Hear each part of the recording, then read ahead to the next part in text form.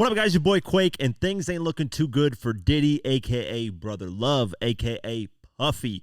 And to be honest, I saw this coming from a mile away. After Keefy D got arrested, a lot of rumors were swirling that, Puffy allegedly had something to do with getting Tupac, killed with the $1 million hit thing. So now he's getting allegations, very serious allegations.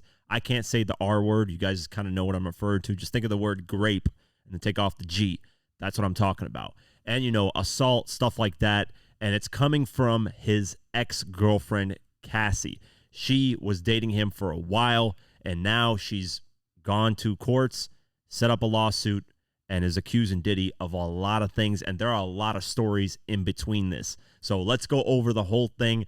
Let's see what Cassie's talking about, and let's see what Diddy's lawyer had to say about the whole lawsuit itself. The New York Times reported this, saying Sean Combs, the producer and music mogul who has been one of the most famous names in hip-hop for decades, was sued in federal court on Thursday by Cassie, an R&B singer once signed to his label, who accused Mr. Combs of rape and repeated physical abuse over about a decade. In the suit filed in federal district court in Manhattan, Cassie, whose real name is Cassandra Ventura, and who had long been Mr. Combs' romantic partner, says that not long after she met him in 2005, when she was just 19, he began a pattern of control and abuse that included plying her with drugs, beating her, and forcing her to have sex with a succession of male prostitutes while he filmed the encounters. In 2018, the suit says near the end of their relationship, Mr. Combs forced his way into her home and raped her. After years in silence and darkness, Mr. Ventura said in a statement, "I am finally ready to tell my story and speak up on behalf of myself and for the benefit of other women who face violence and abuse in their relationships." In a response, a lawyer for Mr. Combs, Ben Brofman, said Mr. Combs vehemently denies those offensive and outrageous allegations. For the past 6 months, Mr. Combs has been subjected to Ms. Ventura's persistent demand of $30 million under the threat of writing a damaging book about the relationship, which was unequivocally rejected as a blatant blackmail. Despite withdrawing her initial threat, Ms. Ventura has now resorted to filing a lawsuit riddled with baseless and outrageous lies, aiming to tarnish Mr. Combs' reputation and seeking a payday. So Diddy's lawyer is automatically off the rip saying this is just to get money and that she has been threatening this for a while and that she wanted $30 million to not say anything. And apparently Diddy said, hell no, you can go to hell with that. And, well, this is the result of that, according to Diddy and his lawyer. Douglas Widder, a lawyer for Miss Ventura, which is Cassie, said the parties had spoken before the suit was filed. Mr. Combs offered Cassie 8 figures, so that's anywhere from $1 million to $9,999,000, to silence her and prevent the filing of this lawsuit. He said she rejected his efforts. So on the other side, Cassie's lawyer is saying, you know what? Diddy wanted to silence her, offered to pay anywhere between $1 million to $9,999,000. She rejected it and didn't care about the money. So that's kind of, with these type of cases, that's always the situation where, it's about money or it's not about money. So, once this finally goes to trial, all that stuff with evidence, we'll see if any of this is true or not. Right now, it just got filed. So we're going to have to see as, the months and years go down, when this actually goes to trial, what will happen. But yeah, man, these stories that you're about to hear that allegedly happened, this is what Cassie's saying happened, is wild. Like you got moments where he tried to kill Suge Knight, tried to kill Kid Cudi by blowing up his car. Hank dangled people from like 17th-story hotel balconies, like just crazy movie type of events that I'm just mind blown by, and just reading this stuff is crazy. So I'm gonna go over some of the documents, and this is just like legal, actual paperwork that was filed in the lawsuit. It said throughout the relationship, Mr. Combs was prone to uncontrollable rage and frequently beat Cassie savagely. I know it says Miss Ventura on there, but I'm just going to call her Cassie. These beatings were witnessed by Mr. Combs' staff and employees of Bad Boy Entertainment and Mr. Combs' related businesses, but no one dared to speak up against their frightening and ferocious boss. Following these episodes of horrific abuse, Mr. Combs would immediately attempt to hide Miss Ventura and the evidence of his violent rage. He often showered her with gifts following incidents of physical abuse and typical pattern of behavior by serial abusers. This is typical behavior. Usually The abuser would do something wrong, apologize, and try to make up for it in buying things or just, showing love and being nice for the moment. And then they go back into that cycle, and then the woman doesn't know, does this person love me?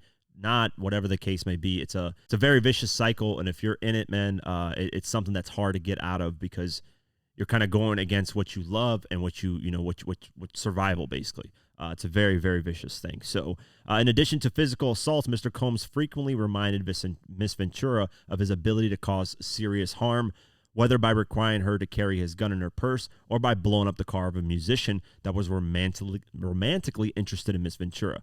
Adding insult to the injury, Mr. Combs used illegal substance and threats of violence to force Miss Ventura into repeated unwanted sexual encounters with male sex workers. Over the years that Mr. Combs abused Miss Ventura physically and sexually, she again and again tried to escape his tight hold over her life.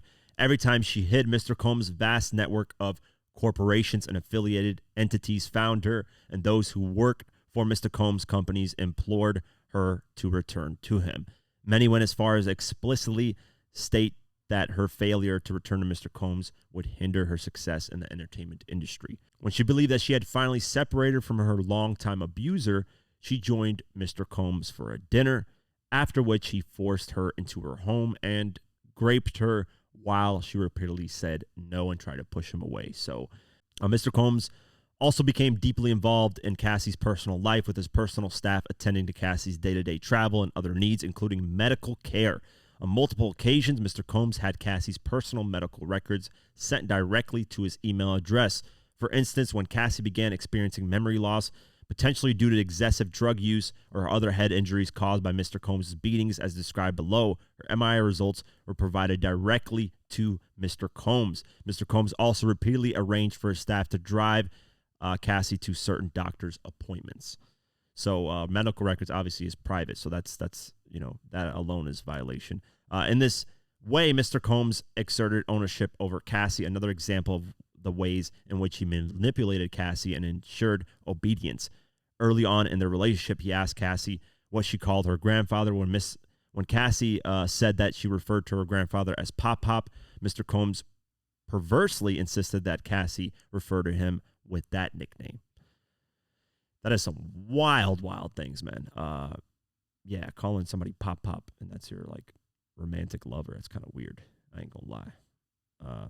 All this is allegedly, by the way, guys. I don't want to, I don't want you guys to think and be like, oh, this has happened. This is real. We got to wait until the actual, the court proceedings, all that stuff happen. The trial happens. Then we'll know, based off of evidence, whether actually Diddy did this stuff. And I know it's easy to just point fingers and be like, yeah, he did this. Just, this is just right now allegations. But it's not looking good, man. Diddy's getting allegations of, the Tupac hit for $1 million, that he allegedly put $1 million in Tupac's head and they got him. That's not looking good because Keefe D is locked up. So, just overall, it's not looking good. Here is a story of Diddy basically trying to track down Suge Knight and kill him. This is wild. This is no surprise, though. Diddy and Suge Knight do not get along. Of course, we know the history. Cassie was also exposed to intense violence that pervaded Combs' rise to fame. For example, on one occasion when Mr. Combs and Cassie were using drugs together in his home, one of his security staff barged in and announced that Suge Knight, a longtime rival of Mr. Combs, was spotted at Mel's Drive-In Diner in Los Angeles. Mr. Combs began to get dressed, retrieved multiple guns from a safe, and ran out of his home to where he believed Mr. Knight was dining. Cassie became terrified and began to cry. Wow. I wonder what happened that night and why nothing really popped off. I wonder who got into his head. Maybe he didn't find Suge Knight where he thought he would find him, but that would be crazy. That would have been a whole different story. Clearly a temper problem there. And this is wild. Now, this Kid Cudi, who at one point had a type of relationship with Cassie, Diddy basically threatened to blow up his car. So this document says, in February 2012, during Paris Fashion Week, Mr. Combs told Cassie that he was going to blow up Kid Cudi's car and that he wanted to ensure that Kid Cudi was home with his friends when it happened.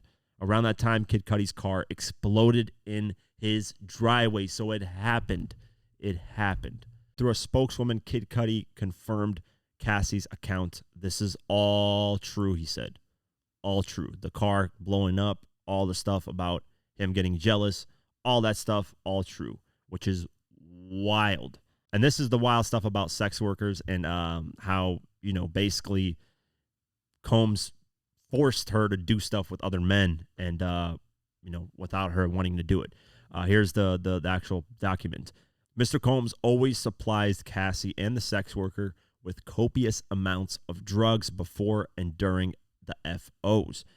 Cassie was given ecstasy, cocaine, GHB, ketamine, marijuana, and alcohol in excess amounts during FOs, which allowed her to disassociate during those horrific encounters. It became commonplace to get IV fluids in the days after an FO to recover from excessive substances pushed upon her. That is some evil stuff, man, if this stuff is true. Evil, evil, evil.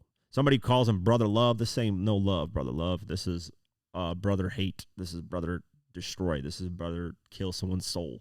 Yeah, man, somebody with power like that, it's really hard to get out of those situations. Frequently, her anxiety before an FO would become so great that she would become physically ill, sometimes to the point of vomiting while kneeling over a toilet. Mr. Combs would shame her into performing for him, eventually forcing her to get up and proceed with the encounter. She knew firsthand that telling Mr. Combs that she did not want to engage in FOs was met with anger and violence. In addition, any suggestion that Cassie would refuse the FO or otherwise report Mr. Combs' abuse was met with ultimatums by Mr. Combs, who would say that Cassie could not go to the police because she had a lot to lose. Without going into too much crazy details about the stuff with the males that she was doing, he basically would watch, do his thing in the corner, which is some freak stuff. They would have these like face masks, involved costumes like masquerade masks and lingerie. That continued for years, taking place at high-end hotels across the United States and in Mr. Combs' home. The suit says that he instructed Cassie to search the websites of escort services to procure male sex workers. Wild, man. All this stuff is crazy. You already got people reacted to it. 50 reacted to it. 50's always been the type to clown Diddy and said that Diddy's got some weird stuff going on with him. And, he hasn't been wrong in that case. He said, damn, brother love, brother love, brother love. You're out here looking crazy as a motherfucker with a funny, picture of him looking at the whole situation that's going on.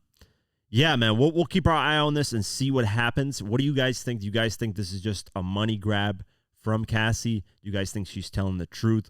I do know there are a lot of stories about Diddy, just doing weird things from a lot of people, from Diddy's former bodyguard. I think Gene Deal is his name.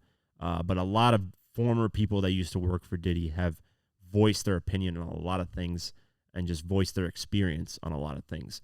And, it's looking like a surviving Diddy saga is probably going to come upon us, because if Cassie did this, I wouldn't be surprised if more people come out and say, you know what, Cassie's probably the biggest one, or maybe, we don't know. I mean, we don't know. He could have done this to another celebrity. It's huge. But Cassie's, a celebrity. So, other people coming out and adding on to it can get really, really bad. From the stories of dangling people over hotel balconies, trying to attack Suge Knight, blowing up Kid Cudi's car, and then all these abuse stuff that he's done to Cassie throughout since they basically dated in 2005 or 6. Wild, man. Wild stuff, and I'm not going to be surprised if more stuff comes out. This is a perfect opportunity for Keefe D. He is right now in his cell cheesing like a motherfucker, because now he has this open gate to potentially get something going in terms of the whole $1 million hit on Tupac's life. Because this is just, if this starts to, the fire starts, the smoke, and then it starts to turn to a huge fire and starts spreading like crazy, Keefe D is going to have a hell of a route to go when it comes to this. So, we'll see. These are all allegations. Make that very clear. These are all allegations. Nothing has been proven as true yet.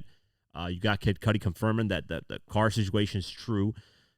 We don't know if Suge Knight's going to say something, because Suge Knight is mentioning this, and Suge Knight's doing his podcast while he's locked up as well. So maybe Suge Knight will say something about this. Maybe not. He's not the type of person to usually speak, about these type of incidences. But, we'll see. This is, like I said, perfect moment for Keefe D. we'll see. Let me know what you guys think in the comments below. Did Diddy do this? Are these allegations true? Do you think it's a money grab? Have you heard different stories of Diddy? I'm currently working on the Diddy $1 million hit documentary where I'm going to be exploring, did Diddy pay that $1 million to get Tupac killed?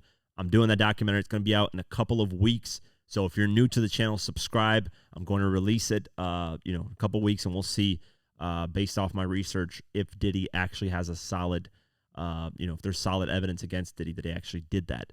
And then we're going to keep an eye on this and see what happens in this situation, because it is very crazy story. Stuff straight out of a movie. And, surviving Diddy might be next. So let me know in the comments below what you guys think.